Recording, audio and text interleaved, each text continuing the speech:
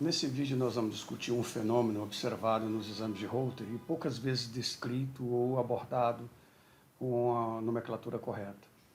O efeito de facilitação de Widensky, ou efeito Widensky, acontece quando a gente tem, após ectopias, que pode ser ventricular, supraventricular, juncional, a gente tem a normalização de um bloqueio de ramo pré-existente. Ou seja, um padrão de bloqueio de ramo esquerdo ou ramo direito, após a ectopia, o batimento pós-extrasistólico se apresenta normalizado, o primeiro ou alguns batimentos seguintes. O retorno pode ser após o primeiro batimento normalizado ou pode ser mais lento de forma progressiva.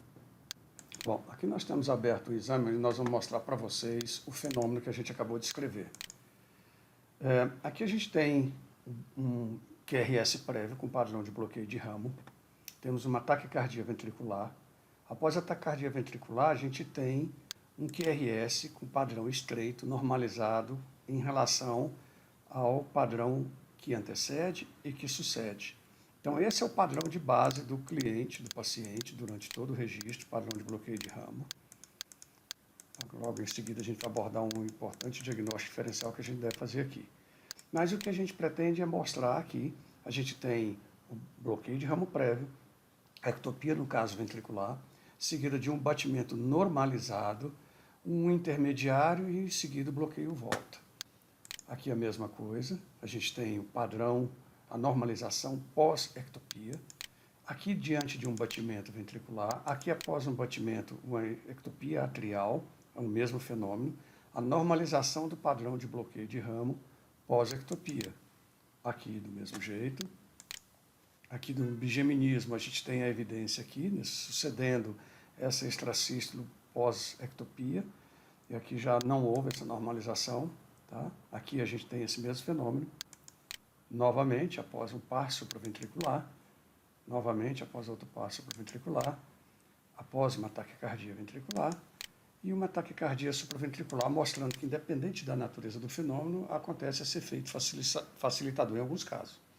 O que a gente precisa chamar a atenção, e eu vou colocar aqui, principalmente na frequência cardíaca mínima, é o diagnóstico diferencial que você deve fazer com bloqueio de ramo intermitente fase 3.